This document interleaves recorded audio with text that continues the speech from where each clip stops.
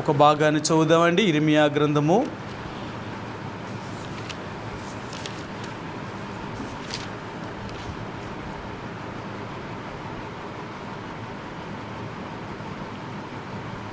42వ అధ్యాయము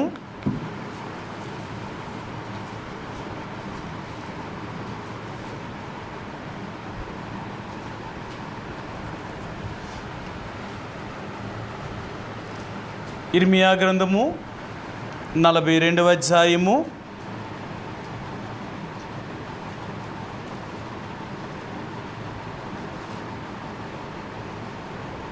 మొదటి నుంచి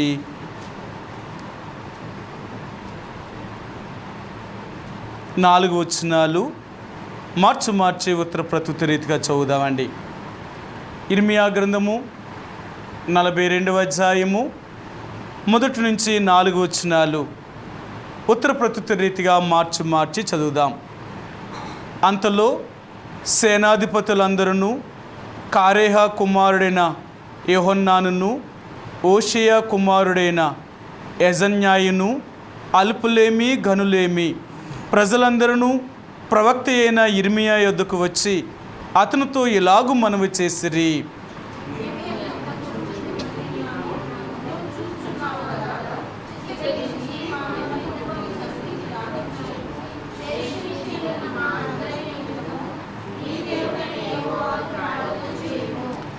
మేము నడువవలసిన మార్గమును చేయవలసిన కార్యమును నీ దేవుడగు యెహోవా మాకు తెలియజేయునుగాక.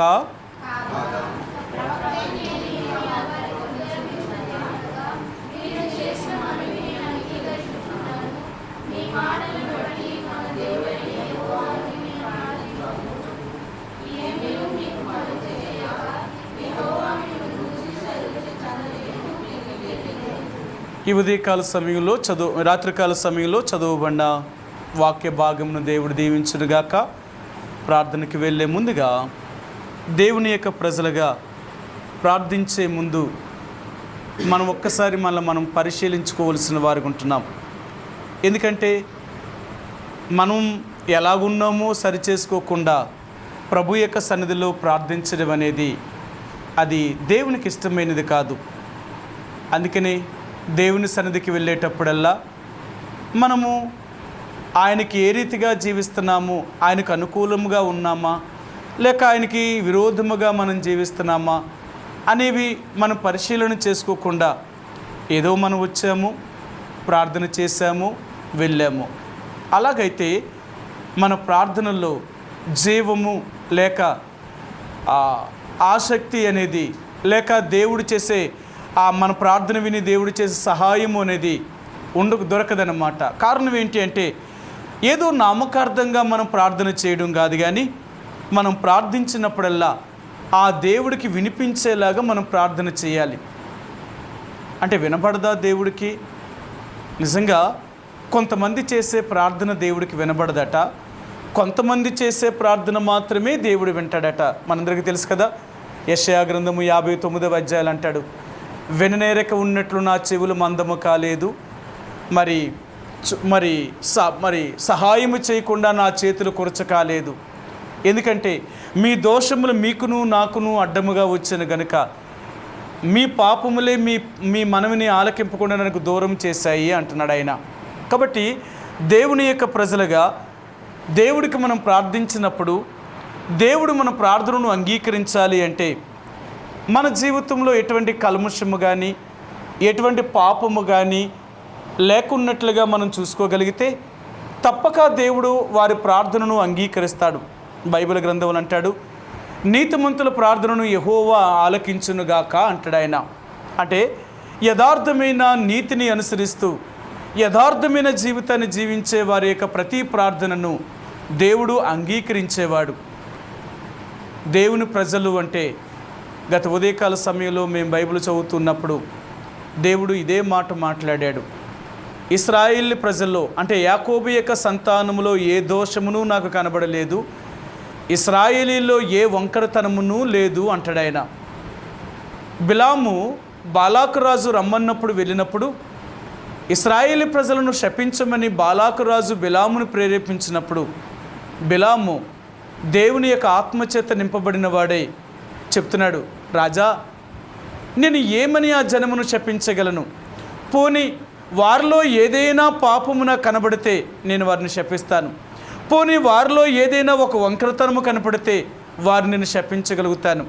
వారిలో ఏ పాపమును లేదు, ఏ వంకరతనమును లేదు. ఇలాంటి వారిని నేను ఏమని శపించగలను?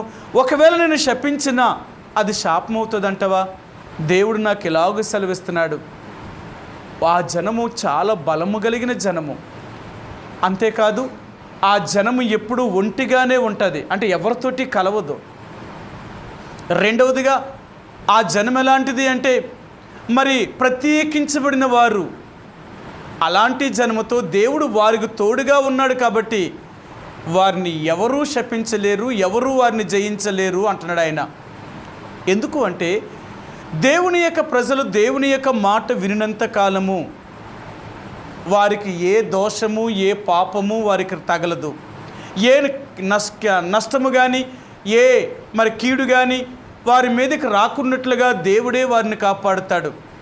అయితే అలాగ ఉండాలి అంటే మనలో ఏ దోషమును కానీ ఏ వంకరతనము కూడా మన జీవితంలో కనపడకూడదు. ఒకవేళ మనలో ఏ దోషమైనా ఏ వంకరతనమైనా కనబడింది అంటే దేవుడు నిశ్చయముగా మన ప్రార్థనను ఆయన అంగీకరించేవాడిగా ఉండడు ఆయన.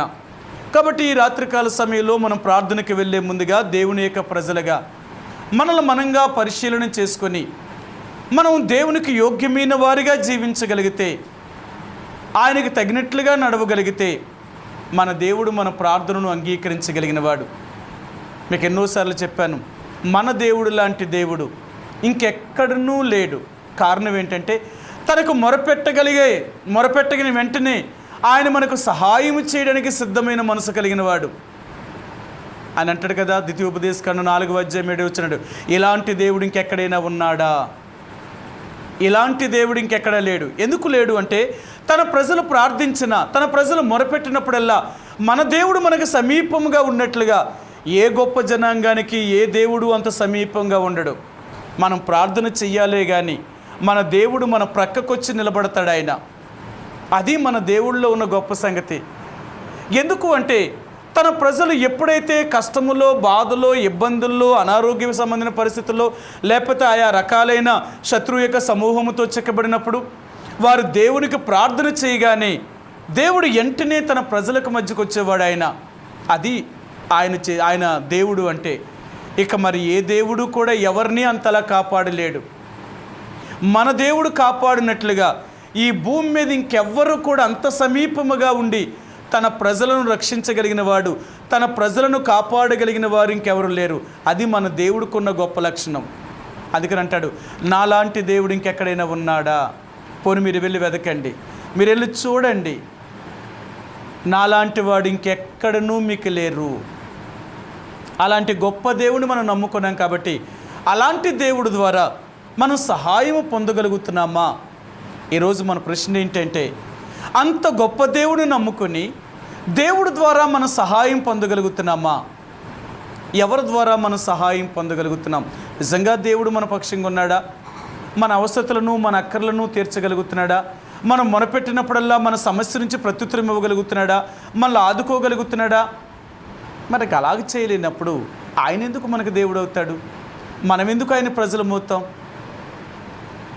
కాబట్టి ఈరోజు దేవుడు అంటున్నాడు, నిజంగా నీవు నన్ను యథార్థముగా నన్ను సేవించగలిగితే, నన్ను నమ్ముకోగలిగితే, నువ్వు నీతిని అనుసరిస్తూ జీవించగలిగితే నేనే నీ ప్రతి అవసరతలను తీర్చగలిగిన వాడిని, నీ ప్రతి సమస్యను తీర్చగలిగిన వాడిని. అది మన దేవుడు. కాబట్టి ఈ రోజున మనం ప్రార్థనకి వెళ్ళే ముందుగా మనం అలాంటి జీవితం లేకుండా మనం ప్రార్థిస్తే దేవుడు మన ప్రార్థనను అంగీకరించేవాడు కాదు.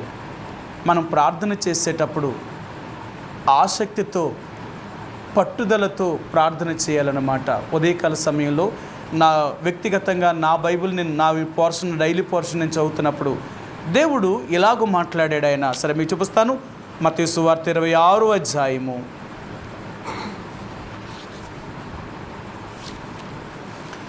మత్తయి సువార్త 26వ అధ్యాయము 38 వచ్చినవండి. 26:38 అప్పుడు యేసు మరణమగునంతగా, మత్తయి సువార్త 26:38 అప్పుడు యేసు మరణమగునంతగా నా ప్రాణము బహు దుఃఖములో మునిగి ఉన్నది.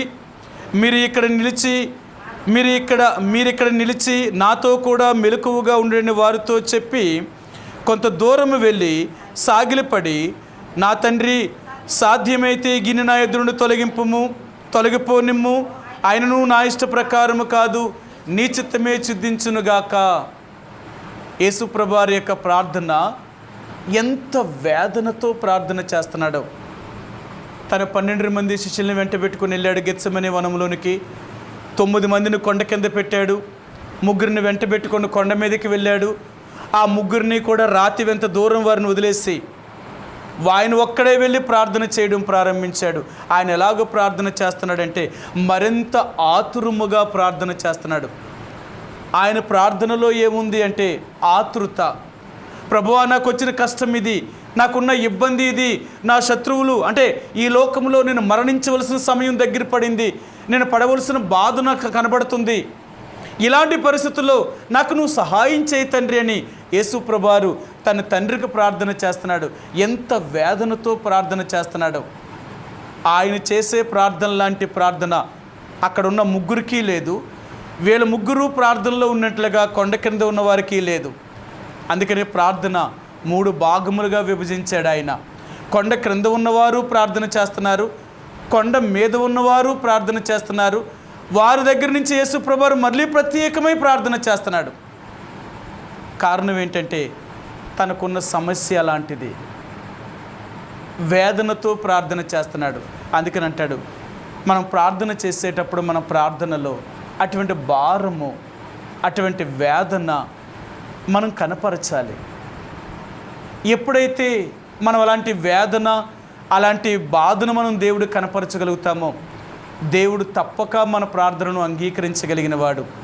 కాబట్టి ఈ రాత్రికాల సమయంలో మన ప్రార్థనలో అటువంటి వేదనను మనం భరించేవారిగా మనం ప్రార్థించాలన్నమాట. కొన్నిసార్లు చూడండి, మనం ఎలా ప్రార్థన చేస్తామంటే మనం మన కుటుంబంగా ఎన్నో సమస్యలను ఎదుర్కొంటూ మనం వెళ్తున్నాం అనుకోండి, మన జీవితంలో నెమ్మది లేదనుకోండి, అలాంటి పరిస్థితుల్లో దేవుడి దగ్గరికి వెళ్ళి ప్రార్థన చేసేటప్పుడు మనం ఏడవకుండగానే మన కన్నీళ్ళలా కారిపోతూ ఉంటాయన్నమాట. ఎందుకంటే ఆ బాధను మనం భరిస్తున్నాము కాబట్టి, ఆ వేదన మనం భరిస్తున్నాం కాబట్టి మన జీవితంలో ఆ బాధ మనకు దుఃఖాన్ని కలుగచేసి ఎంతగా ఏడుస్తామో దేవుని యొక్క సన్నిధిలో. కారణం ఏంటో తెలుసా? మనం పడుతున్న బాధ మనకు మాత్రమే తెలుసు. అదే దేవుడు అంటాడు, నీకున్నప్పుడు బాధ ఉన్నప్పుడు నువ్వెంత ఏడుస్తావు కదా నా దగ్గర, నీ సమస్యలు నువ్వు భరిస్తున్నప్పుడు నువ్వు ఎంత దుఃఖపడుతున్నావు కదా, అలాంటి ప్రార్థన నా కోసం కూడా నువ్వు చేయాలి. అటువంటి వేదన నీకు ఉండాలి. నా సంఘము కోసం, నా ప్రజల కోసం అలాంటి వేదన నువ్వు ఎప్పుడైతే పడతావో తప్పక నేను నీ ప్రార్థనను అంగీకరించి నేను నీకు సహాయం చేయగలుగుతాను. కాబట్టి మనం ప్రార్థనలో అలాంటి ఆతృత, అలాంటి వేదన, అలాంటి భారభరితమైన ప్రార్థన మన జీవితంలో ఉన్నప్పుడు తప్పక దేవుడి దగ్గర నుంచి మనం సహాయం పొందగలుగుతామండి. అందుకని అంటాడు, నువ్వు ప్రార్థన చేసేటప్పుడు అలాంటి ప్రార్థన, ఎలాంటి ప్రార్థన ఉండాలంటే తెలుసా? సరే, మీకు ఈ మాట చూపిస్తాను. మీకు బాగా పరిచయమైనదే. యాకోబు రాసిన పత్రిక 5వ అధ్యాయము, యాకోబు రాసిన పత్రిక 5వ అధ్యాయము 17వ వచనమండి. యాకోబు రాసిన పత్రిక 5వ అధ్యాయము 17వ వచనం. ఏలియా మన వంటి స్వభావం గల మనుషుడే వర్షింపకున్నట్లు అతడు ఆసక్తితో ప్రార్థన చేయగా 3.5 సంవత్సరముల వరకు భూమి మీద వర్షింపలేదు. ఏలియా యొక్క ప్రార్థన చూడండి. ఆయన ఎలాంటి ప్రార్థన చేస్తున్నాడు అంటే వర్షము భూమి మీద పడకుండా 3.5 సంవత్సరములు ఆపగలిగాడు తన ప్రార్థనా శక్తి చేత. అతడు ఎలా ప్రార్థన చేశాడు అంటే ఆసక్తితో ప్రార్థన చేశాడు. అతని ప్రార్థనలో అలాంటి ఆసక్తి ఉందన్నమాట. అందుకని అంటారు, మనం ఏదైనా పని చేసేటప్పుడు పని మీద మనకి శ్రద్ధ ఉండాలి, ఆసక్తి ఉండాలి. పని మీద శ్రద్ధ లేకపోయినా, ఆసక్తి లేకపోయినా ఎలాగుంటుందో తెలుసా? ఆ పనిని పాడు చేసేవారుగా అవుతాం. ఆ పనిని పాడు చేసిన వారు అవుతాం. అందుకని ప్రార్థన చేసేటప్పుడు మన ప్రార్థనకు దేవుడు జవాబునివ్వాలి అంటే మనలో అటువంటి ఆసక్తి ఉండాలన్నమాట. వారు ఆసక్తితో ప్రార్థన చేయగా దేవుడు చెరసాల యొక్క పునాదులను సైతము అదిరేలాగా దేవుడు చేశాడు. మనకు తెలుసు, అపొస్తలుల కార్యములు 12వ అధ్యాయంలో పేతురును బంధించినప్పుడు సంఘం ప్రార్థన చేసినప్పుడు అక్కడ ఏం అద్భుతం జరిగిందో. అందుకని దేవుడు ప్రార్థన చేసేటప్పుడు అలాంటి ఆసక్తితో మనం ప్రార్థన చేసినప్పుడు తప్పక దేవుడు మన ప్రార్థనను అంగీకరించి మనకు సహాయము చేయగలిగిన వాడుగా ఉంటాడు ఆయన. కాబట్టి ఈ యొక్క రాత్రికాల సమయంలో దేవుని యొక్క ప్రజలైన ఇశ్రాయేలీలు వీరు ప్రార్థన సహాయము కోరుతున్నారు. ఇర్మియా గ్రంథము 42వ అధ్యాయంలో మనకు వచ్చినప్పుడు ఇర్మియా దగ్గరికి వచ్చి ఇశ్రాయేలీలందరూ కూడా దేవుని దగ్గర అంటే ఇర్మియా దగ్గరికి వచ్చి ఇలా మొరపెడుతున్నారు, అయ్యా ఈ రోజున మేము ఎంత కొద్ది మందిగా మిగిలిపోయామో, ఎంత శ్రమను బాధను మేము అనుభవిస్తున్నామో ఇవన్నీ నువ్వు చూస్తున్నావు కదా. ఇవన్నీ జరగడానికి గల కారణం ఏంటి అంటే మా దేవుని యొక్క మాట మేము వినకపోవడం వల్లే ఇదంతా మాకు సంభవించింది. ఈరోజు ఇంత కొద్ది మందిగా మేము మిగిలిపోవడానికి గల కారణం ఏంటి అంటే ఎంత విస్తారమైన జనాంగంగా ఉండే మమ్మల్ని ఈరోజు దేవుడు మమ్మల్ని కొద్ది మందిగా చేశాడు. దీనికి కారణం ఏంటి అంటే మేం చేసిన పొరపాట్లే, మేం చేసిన తప్పులే. కాబట్టి మా నిమిత్తము నువ్వు దేవుడి దగ్గరికి వెళ్ళి దేవుడి దగ్గర ప్రార్థన చేయి. దేవుడు నువ్వు అడిగి దేవుడు మమ్మల్ని ఏం చేయమంటున్నాడో అది మాతో చెప్పు. దేవుడు ఏమైతే చేయమని చెప్తున్నాడో అది తూచా తప్పకుండా మేము చేయడానికి మేము సిద్ధంగా ఉన్నాము అని ఈ ఇశ్రాయేలు ప్రజల్లో పెద్దలైన వారు, ప్రజల్లో నాయకులైన వారు, ఈ సమాజం అంతా కూడా ఇర్మియా దగ్గరికి వచ్చి ప్రార్థన అడిగారు, మనవి చేశారు. వారు 2 మాటలు అడిగారు. 1, మేము నడవవలసిన మార్గమును, 2, మేము చేయవలసిన కార్యమును దేవుడు మాకు తెలియజెప్పినట్లుగా నువ్వు వెళ్ళి దేవుడి దగ్గర ప్రార్థన చేసి కనుగో, ఆయన ఏం చెప్తాడో అది మాతో చెప్పు, అది మేము తూచా తప్పకుండా చేస్తాము అన్నారు. అంటే చూడండి, వీరు నడవలసిన మార్గం ఏంటో వీళ్ళకి తెలియదంట, వీళ్ళు చేయవలసిన కార్యం ఏంటో వీళ్ళకి తెలియదంట. మళ్ళీ వాళ్ళు అంటున్నారు, మేము ఇంత తక్కువ జనంగా అయిపోవడానికి గల కారణం ఏంటంటే మా దోషములే, మా పాపములే వీటన్నిటికీ కారణం అంటున్నారు. మరి వీళ్ళ దోషములు, వీళ్ళ పాపములే వాటన్నిటికీ కారణమైనప్పుడు వారే దేవుడి దగ్గరికి వెళ్ళి, ప్రభా మేము తప్పు చేసాము, మేము పాపం చేశాము, అలా చేయడం వల్లే మేము ఎన్నో కష్టముల గుండా, బాధల గుండా, ఇబ్బందుల గుండా, అనేక మంది అన్యరాజుల చేత బాధించబడి ఈరోజు మేము కొద్దిమందిగా మిగిలిపోయాం. మేము చేసిన పాపములే వీటన్నిటికీ కారణం, మమ్మల్ని క్షమించు తండ్రి అని వీళ్ళు అడగలేరా? వీళ్ళకి తెలియదంటారా? అందుకని అంటాను, మనం చేసే పని ఏంటో మనం తెలుసుకోగలిగితే అది మంచా చెడు అనేది మనకు అర్థమవుతుంది. మనం చేసే పని అనేది మనకే అర్థం కాలేదనుకోండి, మనం మంచి చేస్తున్నామా, మేలు కీడు చేస్తున్నాం అనేది మనకు ఎలాగ అర్థమవుద్ది? ముందు మనం ఏదైనా చేసే ముందు అది మంచిదా చెడ్డదని ఆలోచించాలి కదా. ఆలోచించకుండా మనం ఎలా చేస్తామో ఆ పనిని. ఇశ్రాయేలు ప్రజలు కూడా వీరన్నీ ఆలోచన చేసే తప్పు చేశారు. వీరేమీ ఆలోచించకుండా, వీరేమీ తెలియకుండా, ఏదో పొరపాటున జరిగిన కార్యములేమీ కాదు వారు చేసిన పాపాలన్నీ కూడా. వారికి అన్నీ తెలుసుండే చేశారు వారి తప్పులన్నీ. అలాంటప్పుడు దేవుడు మరి ఎలా వదిలేస్తాడు వాళ్ళని? వారిని శిక్షించకుండా దేవుడు ఎలా వదులుతాడు ఆయన? నిజంగానండి, దేవుడు తన ప్రజలను ప్రేమించాడు అంటే తప్పు చేసినప్పుడల్లా శిక్షిస్తూ ఉంటాడు ఆయన. అది మన దేవుడు. అందుకని అంటాడు, నేను నిజముగా ప్రేమ కలిగిన వాడిని అని నువ్వు అనుకుంటే నువ్వు తప్పు చేసినప్పుడల్లా నేను శిక్షించగలుగుతాను. నేను ఒక ఆయనతో మాట్లాడుతూ చాలాసేపు మాట్లాడుతున్నాను అన్నమాట. ఆయన మాట్లాడుతూ ఆయన చెప్పాడు నాకు బస్సులో, సార్ నేను ఏదైనా కావాలని కానీ దేవుని యొక్క మందిరానికి వెళ్ళకుండా నేను ఆగిపోయాను అంటే ఒక వారం, వెంటనే వెళ్ళలేని మరుసటి రోజే నాకు ఏదో ఒక రీతిగా నష్టమో కీడో ఏదో ఒక సమస్య నాకు వచ్చేస్తుంది. నాకు అర్థమైపోద్ది, నేను దేవుని యొక్క మందిరానికి వెళ్ళకపోవడం వల్లే నాకు ఈ రోజున ఇలాంటి సమస్యలన్నీ ఎదురవుతున్నాయి. లేదు, నేను దేవుని మందిరానికి వెళ్ళకుండా ఉండకూడదు, నాకు అర్థమైపోద్ది సార్. అందుకనే ఎంత నేను ఉద్యోగంలో ఉన్నా ఆ సమయానికి నేను దేవుడి యొక్క మందిరానికి వెళ్ళడానికి అన్ని సమయాల్లో నేను వీలు చూసుకుంటాను. కారణం ఏంటో తెలుసా? నేను వెళ్ళకపోతే దాని సమస్య ఏంటో నాకు తెలుసు.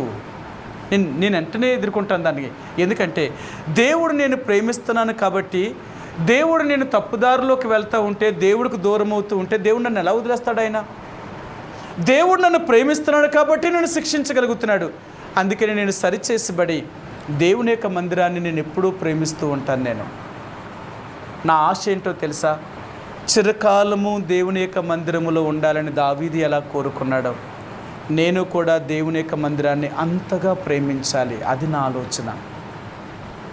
నేను ఏ రోజునైనా దేవుడి యొక్క మందిరాన్ని నిర్లక్ష్యం చేసినా, దేవుని యొక్క కార్యములను ఎప్పుడైనా అశ్రద్ధ చేసినా, దానివల్ల నేను ఎంతో నష్టపోతున్నాను. నిజమే, బైబిల్ గ్రంథంలో మాట అంటాడు కదా, ఇర్మియా గ్రంథం 48వ అధ్యాయం 10వ వచనంలో అంటాడు ఆయన, యెహోవా కార్యములను అశ్రద్ధగా చేయవాడు శాపగ్రస్తుడు. దేవుని విషయంలో కానీ మనం అశ్రద్ధ చేస్తే మనం శాపగ్రస్తులుగా మిగిలిపోతాం. అందుకనే చాలామంది దేవుని యొక్క ప్రజలు దేవుణ్ణి నిర్లక్ష్యం చేసేవారు. దేవుని సన్నిధిని వారు నిర్లక్ష్యం చేసేవారు. నిర్లక్ష్యం చేయడం వల్ల వాళ్ళు ఎంత శాపాన్ని పొందుతున్నారో తెలుసా?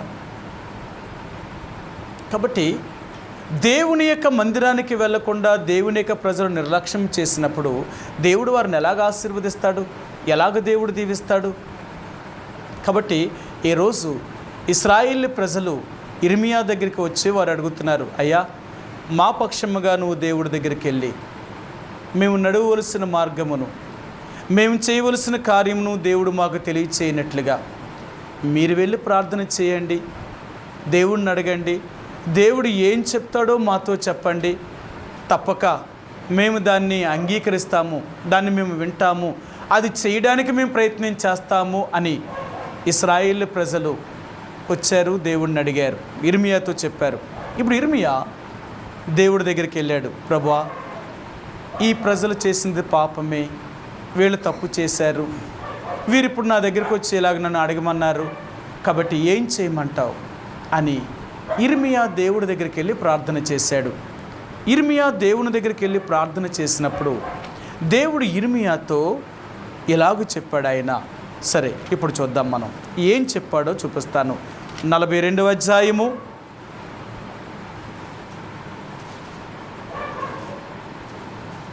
9-10 వచనాలండి. 42వ అధ్యాయము ఇర్మియా గ్రంథము 9వ వచనము 10వ వచనం.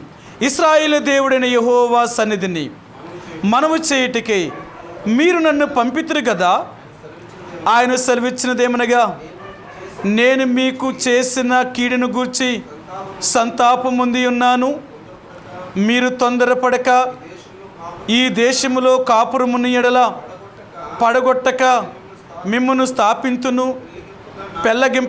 పెళ్ళగింపగా నాటెదను.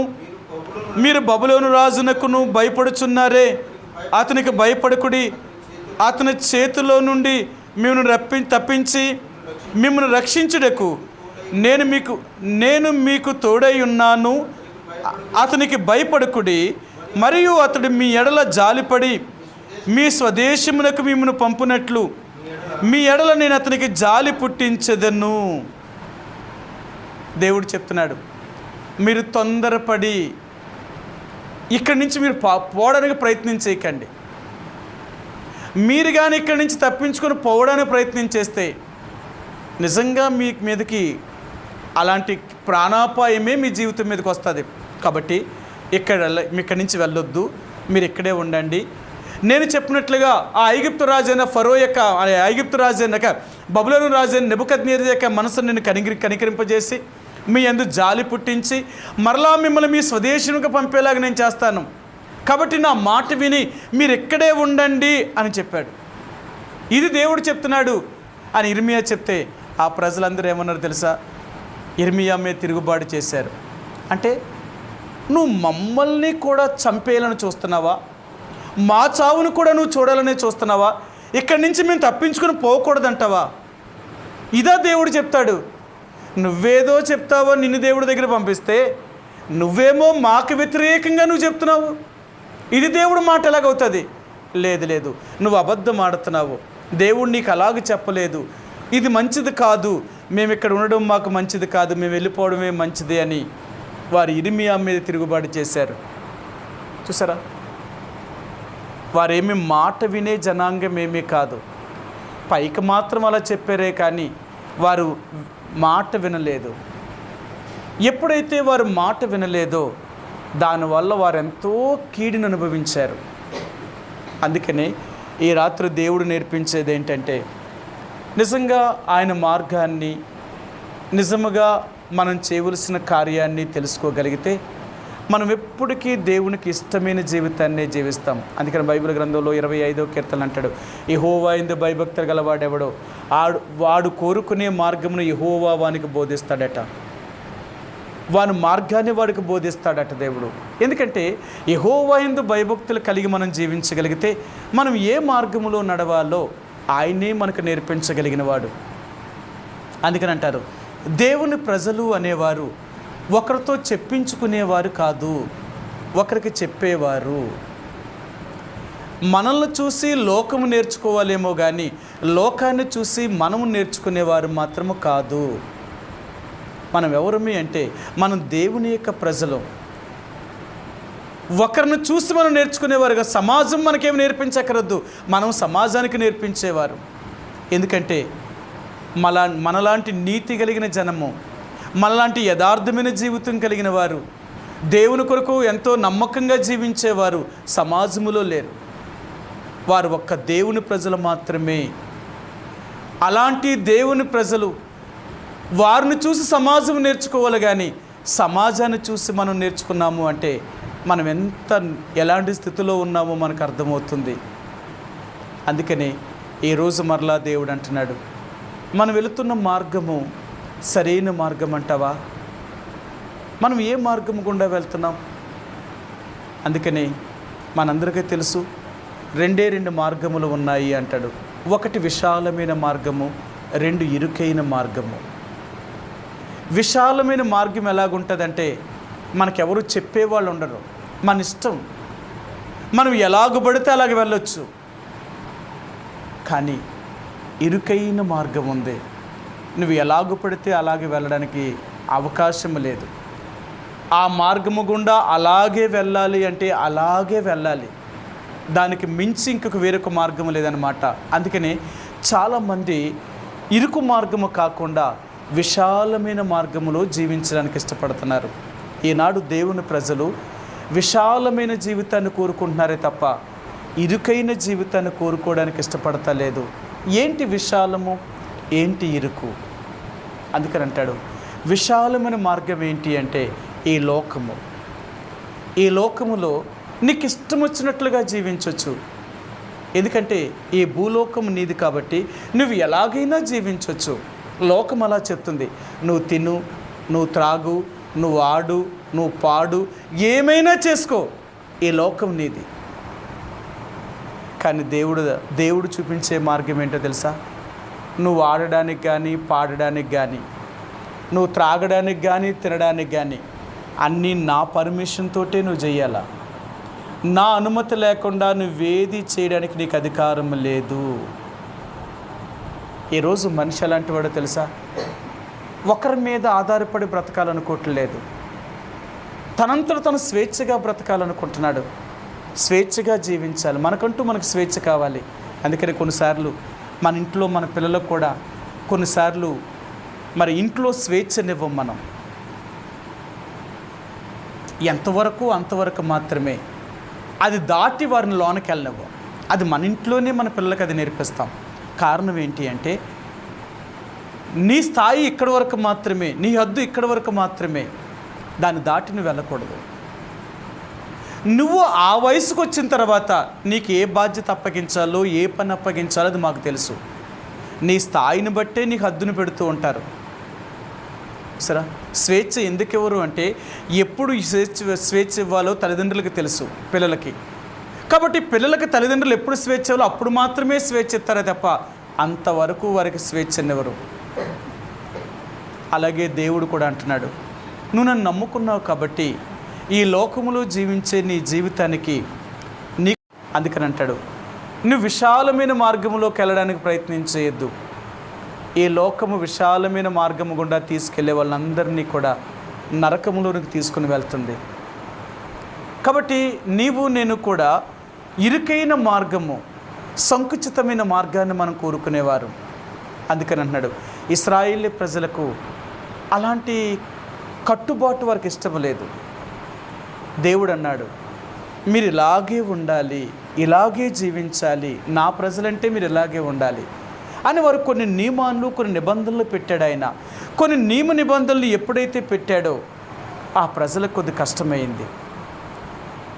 ఇదేంటి ఇలా చేయకూడదు అంటున్నారు, ఇలాగే ఉండాలంటున్నారు, అలాగ కాదు ఇలాగ ఉండాలంటారు. ఇంక అన్నిటికీ వాళ్ళ ఇష్టమే అయితే, ఆయన ఇష్టమైతే ఇంక మనం ఎందుకు? మనకంటూ మనకి ఇష్టం లేదా?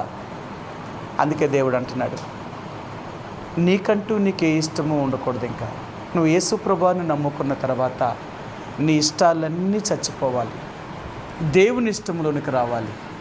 నిజంగా మనం దేవుని యొక్క ఇష్టంలోనికే కానీ రాగలిగితే అప్పుడు ఆయన ఏం చేస్తాడో తెలుసా?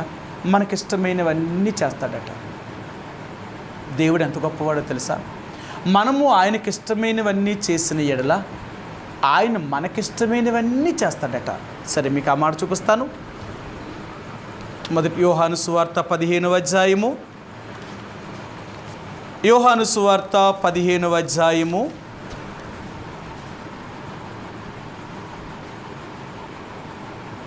7వ వచనమండి. నా యందు మీరును మీ యందు నా మాటలను నిలిచి ఉండిన ఎడల మీకు ఏది ఇష్టమో అడుగుడి, అది మీకు అనుగ్రహింపబడును. సరే, మన ఇష్టం ఎప్పుడు నెరవేరుతుందంటే ఆయన ఇష్టం మనలోనికి వచ్చినప్పుడు. మనం నిజముగా దేవుని ఇష్టాన్నే కానీ నెరవేర్చగలిగితే నిజముగా దేవుడు మన ఇష్టాలన్నీ నెరవేరుస్తాడు. అది దేవుడు మన నిండు కోరేది ఏంటో తెలుసా? మనము ఆయన ఇష్టాన్ని మనం కోరాలి, మన ఇష్టాన్ని కాదు. కానీ మనం ఏం చేస్తామంటే మన ఇష్టాన్ని మనం నెరవేర్చుకునేవారు, మనకిష్టం వచ్చినట్లుగా జీవించాలనుకునేవారు. అలాగున్నప్పుడు దేవుడు మనకెందుకు సాయం చేస్తాడు? నీకు ఇష్టం వచ్చినట్లుగా నువ్వు జీవించాలనుకుంటున్నప్పుడు నీ ఇష్టం, ఇంక దానికి నేనేమన్నా. ఇంకా నా ద్వారా నీకే సహాయం కూడా కలగదు. నువ్వు నమ్ముకున్నావంతే. నమ్ముకున్నంత మాత్రానికి నువ్వు నా బిడ్డవి అయిపోలేదు. నన్ను నమ్మేవు అంటే నా ఇష్టం నెరవేర్చాలి కదా. నన్ను నమ్మాను అంటే నా ఇష్టం నువ్వు చెయ్యాలా. నాకు ఇష్టం లేకుండా నీకు ఇష్టమైన నువ్వు చేస్తే నేను ఎలా నీకు సహాయం చేయగలుగుతాను? కాబట్టి మనం దేవుని యొక్క ఇష్టాన్ని నెరవేర్చేవారుగా జీవించగలిగితే నీ హృదయంలో ఏ కోరికలైతే ఉన్నాయో అవన్నీ తీర్చగలిగిన దేవుడు ఆయన. అందుకని బైబిల్ గ్రంథంలో దావీదు కీర్తన 34వ అధ్యాయాలు అంటాడు ఆయన నీ హృదయ వాంఛలను తీర్చగలిగిన వాడు. ఆయన ఎవరు అంటే నీ హృదయంలో ఉన్న వాంఛ, నీ కోరిక, నీ ఆశను తీర్చగలిగిన వాడు. అర్థమైందా? నిజంగా నువ్వు దేవుడిలో విశాలమైన మార్గము కాకుండా ఇరుకైన మార్గమును, ఆయన ఇష్టాన్ని నువ్వు కోరుకోగలిగితే, ఆయన మార్గములో నడవగలిగితే నీకు మేలే జరుగుతుంది, నీకెప్పుడూ కీడు జరగదు. ఈరోజు దేవుడు అంటున్నాడు, ఇశ్రాయేలీయులు నా ప్రజలను చెప్పబడుతున్నారు కానీ వారు నా మార్గంలో నడవలేదు. వారు తమకిష్టం వచ్చినట్లుగా తమ మార్గాలను ఏర్పరచుకున్నారు అని అదే అంటాడు. సరే, మీకు ఆ మాట చూపిస్తాను. ఇశ్రాయేలీయులు ఎంత దుర్మార్గముగా దేవుణ్ణి బాధించారో, దుఃఖపెట్టారో దేవుడు వారి గురించి కొన్ని మాటలు ఆయన చెప్తున్నాడు. ఇర్మియా గ్రంథము 2వ అధ్యాయము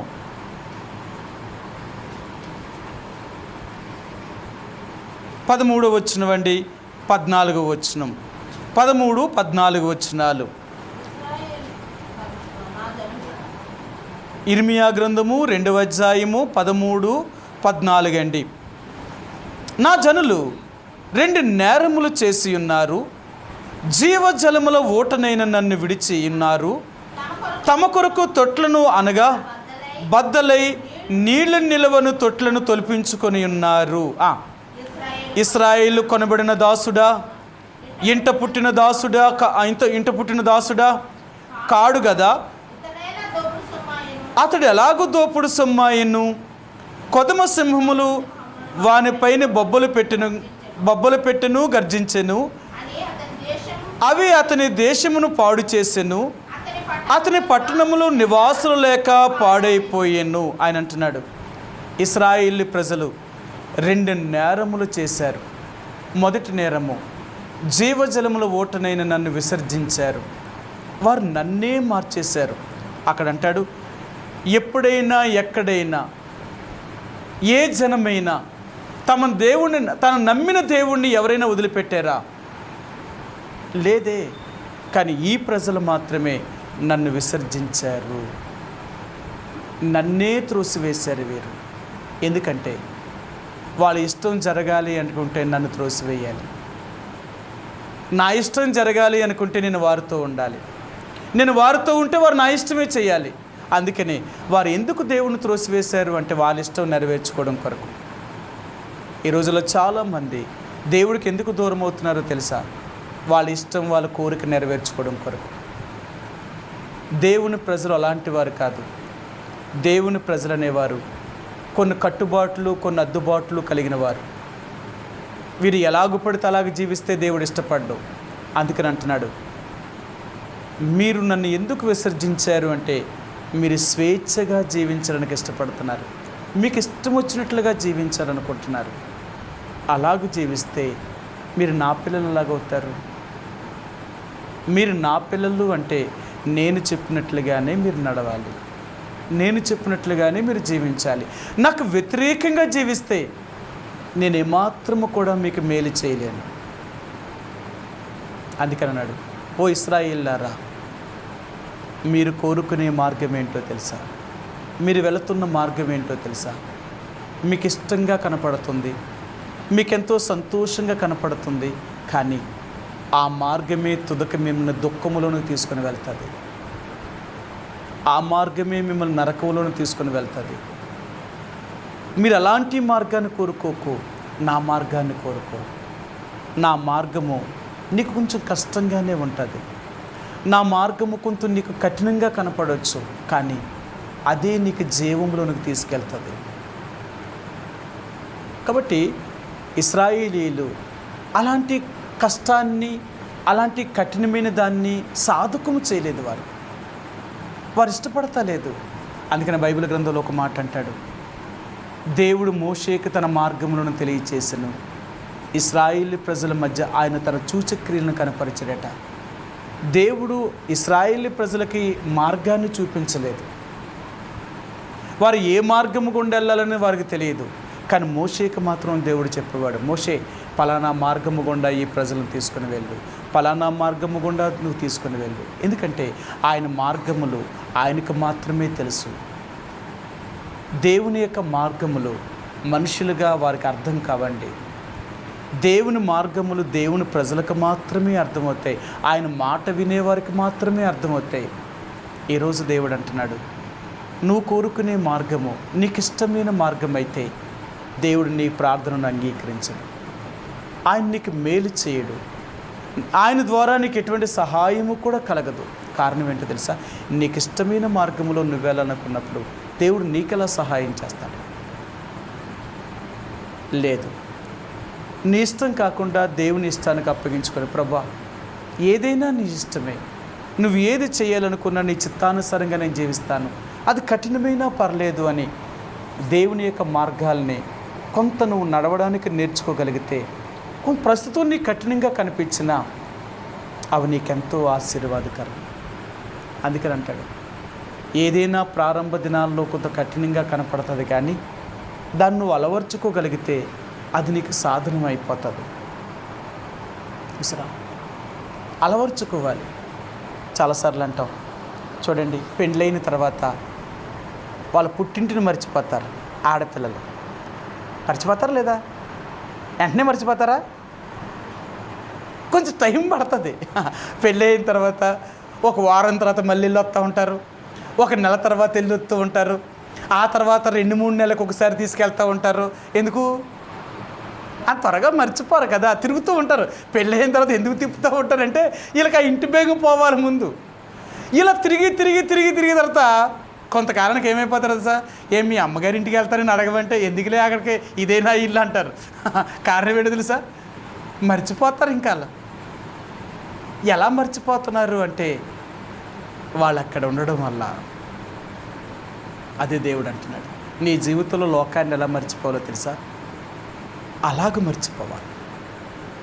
నువ్వు మర్చిపోగలిగితే నిజంగా నా ద్వారా నువ్వు ఆశీర్వదించబడతావు, నా ద్వారా నువ్వు దీవించబడతావు. లోకాన్ని అలా మర్చిపోవాలా? ఏంటి లోకం? మనుషులు చేసే ప్రతిదానిని, మనుషులు మానవ సంబంధమైన పద్ధతుల్ని, వారి ఆచారాలని, వాళ్ళు చేస్తున్న పనులన్నీ మనం అలా మర్చిపోవాలి. ఒకప్పుడు నేను తెలియక చేశాను, ఒకప్పుడు నేను తెలియక అలాగున్నాను, ఇంక నేను అలాగ ఉండను. ఎప్పుడైతే మనం అలాగ ఉండకుండా దేవుడిలో జీవించడానికి ప్రయత్నం చేయగలుగుతామో అది కఠినమైన నీకు సులభముగానే కనపడుతుంది. చాలాసార్లు అంటారు, దేవుని ఆజ్ఞలు ఎవరికి కఠినమో తెలుసా? పాపంలో జీవించే వారికి కఠినం. కానీ దేవుని యొక్క మాటలు ఎవరికి తేలికో తెలుసా? దేవుళ్ళో జీవించే వారికి చాలా తేలిక. నేను అంటాను, నువ్వు దేవుళ్ళో ఉంటున్నప్పుడు ఇవి పెద్ద ఆజ్ఞలేంటి? ఆయన ఏవో భారమైనవి, కఠినమైనవి మన మీద ఏమీ పెట్టలేదు. ఆయన పెట్టినవన్నీ కూడా చాలా సులభమైనవి. ఎందుకంటే మనం పాపములోనే పుట్టాం, పాపములోనే జీవిస్తున్నాం కదా, మనకు కఠినం అనిపించాయి. కానీ పాపాన్ని విడిచిపెట్టి ఒకసారి బయటకు వచ్చావనుకో, అప్పుడు నీకు అర్థమవుతుంది దేవుని యొక్క మార్గము, దేవుని యొక్క క్రియలు, దేవుని యొక్క కార్యములు ఇంత మంచివా. అందుకని అంటాడు, యెహోవా కార్యములు, యెహోవా క్రియలు గొప్పవండి. వాటి యందు ఇష్టము కలిగి ఉంటేనే వాటి గురించి నువ్వు చెప్పగలవు. అందుకంటాడు, నువ్వు దేవుడిలో జీవించడం అలవర్చుకోగలిగితే ఎంతో సులభమో తెలుసా? మన దేవుడిచ్చిన ఆజ్ఞలు లాంటి ఆజ్ఞలు ఈ భూమి మీద మరి ఎవ్వరూ ఇవ్వలేదు. చాలా సులువైనవి, చాలా తేలికైనవి, అవి భారమైనవి కూడా కాదు. నీ పాపాన్ని వదిలి బయటకు వచ్చేయమంటున్నాడంతే, నీ చెడు జీవితాన్ని వదిలేసి బయటకు రమ్మంటున్నాడంతే. అదే మనకు కష్టం. మన కష్టం ఎక్కడంటే మన శరీరంలో ఉన్న సంతోషాన్ని పోగొట్టుకోవడమే మనకి ఇష్టం లేదు. అదే కదా మన జీవితంలో. కాబట్టి ఈరోజు దేవుడు అంటున్నాడు, నీకు ఇష్టమైన మార్గము నువ్వు కోరుకుంటే అది నీకు కీడునే కలగచేస్తుంది. లేదు, నాకు ఇష్టమైన మార్గాన్ని నువ్వు కోరుకోగలిగితే అది నీకు మేలునే కలగచేస్తుంది. అందుకనే ఈ 2 మార్గాలు నీ ఎదుటే పెడుతున్నాను. నీ ఇష్టం, నీకు ఏ మార్గము కావాలి? విశాలముగా నువ్వు తిరగాలి అనుకుంటే, స్వేచ్ఛగా నువ్వు బ్రతకాలి అనుకుంటే, ఈ లోకంలోనూ నువ్వు బ్రతకాలనుకుంటే నా ద్వారా ఏ సహాయాన్ని నీకు నువ్వు కోరద్దు. ఎందుకో తెలుసా? శరీర సంబంధమైన మనుషులకు నేను ఏ సహాయము చేయను.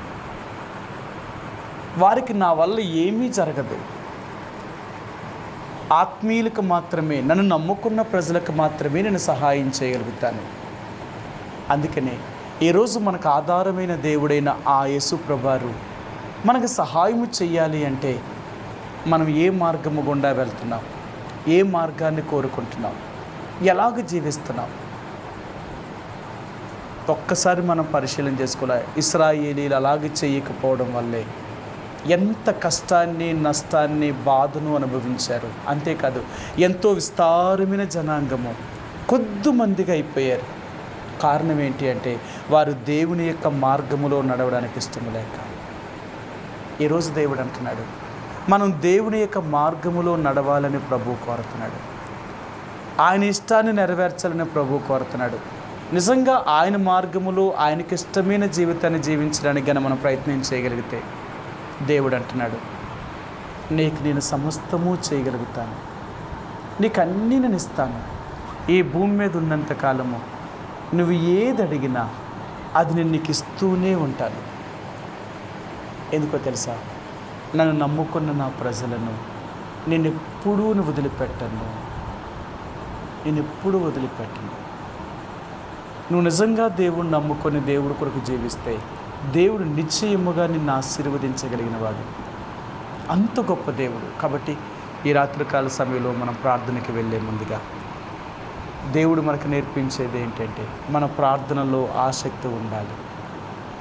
రెండవదిగా మనం ప్రార్థన చేసేటప్పుడు మన మార్గములను మన క్రియలను చక్కపరుచుకునేవారు. మనం కోరుకునే మార్గం ఎలాంటిది, మనం వెళ్తున్న మార్గం ఎలాంటిది.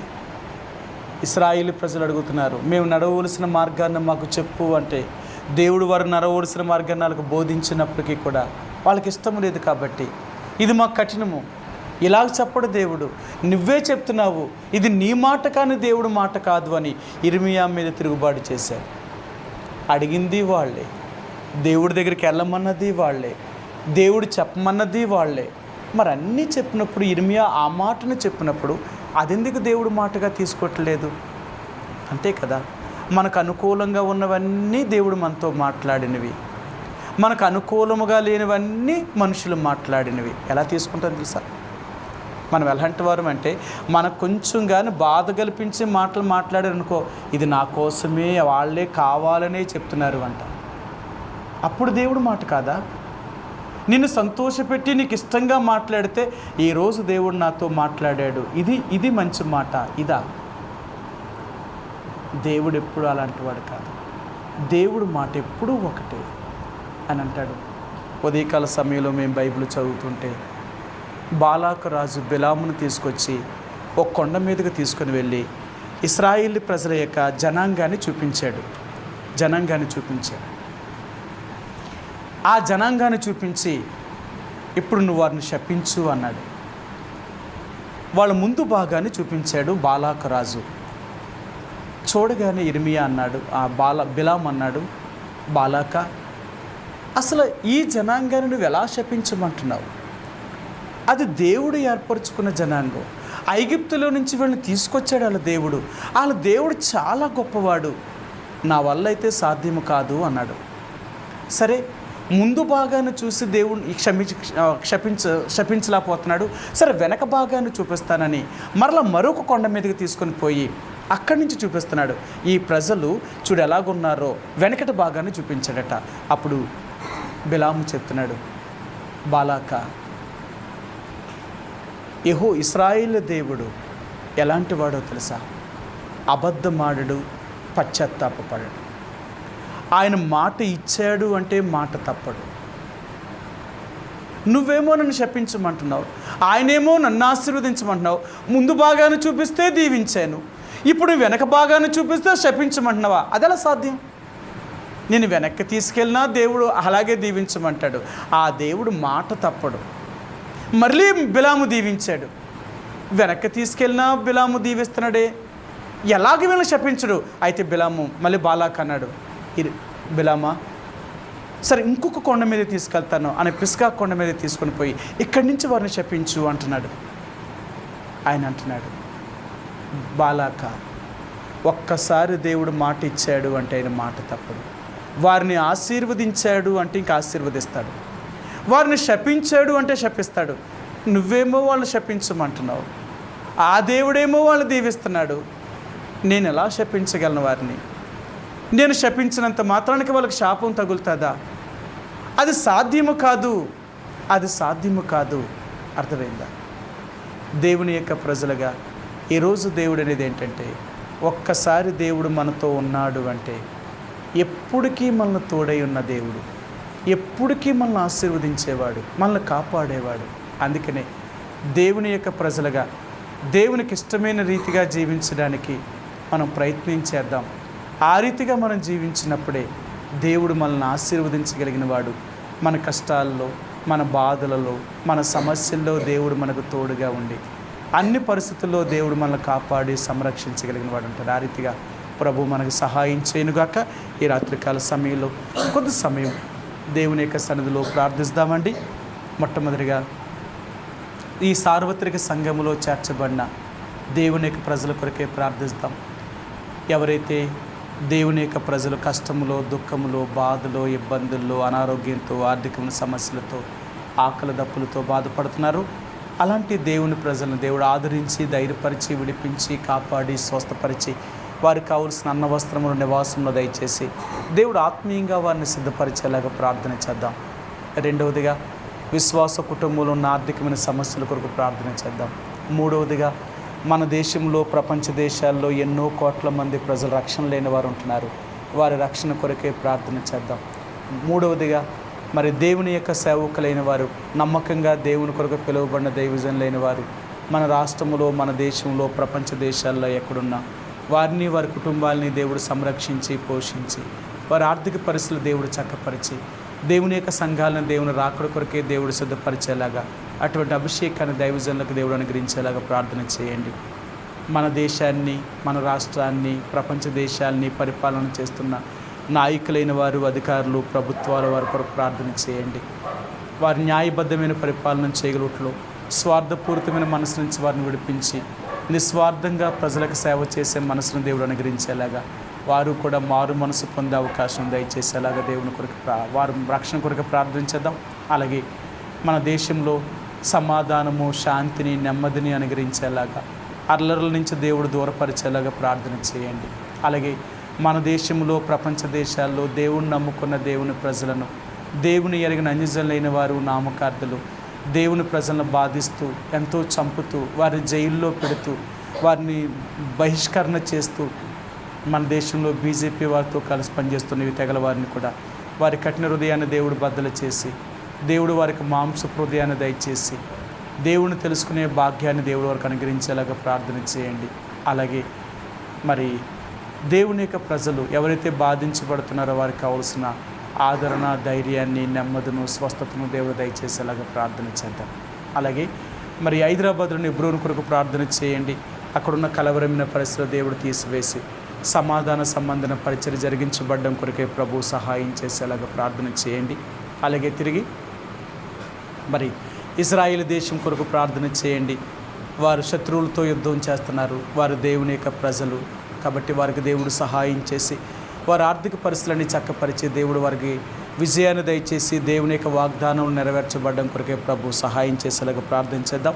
అలాగే నర్సిపూడి, రామచంద్రాపురం, అనపర్తి, గంగళూరు పాకలు, కాపవరం, ఇలపల్లి, కృష్ణాపురం, రాఘవాపురం, కాకినాడ, సామర్లకోట, పెద్దాపురం ప్రాంతంలోని విశ్వాసుల కొరకు, అలాగే విజయనగరంలో డేవిడ్ మార్టిన్ గారు, అలాగే లంకిలపాలెంలో జోనాథన్ మార్టిన్ గారు వారు చేస్తున్న పరిచర్య కొరకు ప్రార్థన చేయండి.